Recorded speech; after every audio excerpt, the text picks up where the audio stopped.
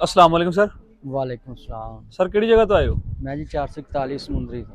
अपना मुकम्मल एड्रैस दस दो। चक नंबर 441 गुच्छों की तहसील समुंदरी ज़िला फैसलाबाद। मेरी तहसील समूदी ਜ਼ਿਲ੍ਹਾ ਫੈਸਲਾਬਾਦ। जी ਸਰ ਤੁਹਾਡਾ ਐਡਰੈਸ ਪੁੱਛਣ ਦਾ ਮਕਸਦ ਇਹ ਕਿ ਤੁਹਾਡੇ ਇਲਾਕੇ ਦੇ ਰਹਿਣ ਵਾਲੇ ਲੋਕ ਤੁਹਾਨੂੰ ਮਿਲ ਕੇ ਪੁੱਛ ਸਕਣ। जी ਸਰ ਮਰੀਜ਼ ਤੁਹਾਡਾ ਕੌਣ ਸੀ? वालदा से मेरी वालदा ਵਾਲਦਾ। ਸਰ ਕੀ ਮਸਲਾ ਸੀ ਤੁਹਾਡੇ ਵਾਲਦਾ ਨੂੰ? मेरी वालदा नू दाई साइड ते ना फाले दा मसला है तकरीबन 3 महीने पहले। 3 ਮਹੀਨੇ ਪੁਰਾਣਾ ਮਸਲਾ जी ਸੀ ਫਾਲਜ ਦਾ। जी ਕਿੰਨੀ ਦੇਰ ਦਵਾਈ ਖਾਦੀ ਸਰ ਇੱਥੋਂ ਤੁਸੀਂ? इस डॉक्टर तो असी डॉक्टर तीको रहमान तो 1 महीने हफ्ते दी दवाई खाधी है।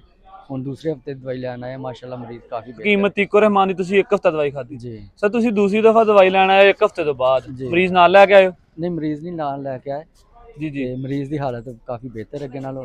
ਮਰੀਜ਼ ਦੀ ਹਾਲਤ ਦੱਸ ਕੇ ਤੁਸੀਂ ਦਵਾਈ ਲੈ ਚਲੇ। हाँ जी ਸਰ ਮਾਸ਼ਾਅੱਲਾ ਕਾਫੀ ਠੀਕ ਹੈ, हाँ जी ਤਕਰੀਬਨ 50% ਤੋਂ ਜ਼ਿਆਦਾ ਠੀਕ। हाँ जी तकरीबन 50 से 55% मरीज ठीक है। 1 ਹਫ਼ਤਾ ਦਵਾਈ ਖਾਣਾ ਤਕਰੀਬਨ 50% जी ਠੀਕ ਹੈ। ਸਰ ਤੁਸੀਂ ਇੱਥੇ ਆਏ ਹੋ, ਤੁਹਾਡੇ ਕੋਲ ਕੋਈ ਟੋਕਨ ਫੀਸ ਮਸ਼ਵਰਾ ਫੀਸ नहीं कोई नहीं। ਸਰ ਪਾਰਕਿੰਗ ਦੀ ਕੀ ਫੀਸ ਲਈ ਗਈ ਹੋ नहीं ਸਰ? कोई नहीं लेगी। ਸਰ ਤੁਹਾਡੇ ਕੋਲ ਸਟਾਫ ਨੇ ਕਿਸੇ ਤਰ੍ਹਾਂ ਦਾ ਜਾਂ ਹਕੀਮਤੀ ਕਰਮਾਨ ਨੇ ਇਸ ਤੋਂ ਇਲਾਵਾ ਕਿਸੇ नहीं ਤਰ੍ਹਾਂ? नहीं कोई पैसे नहीं लगेंगे। ਠੀਕ ਹੈ ਸਰ, ਥੈਂਕ ਯੂ, अस्सलाम वालेकुम। वालेकुम।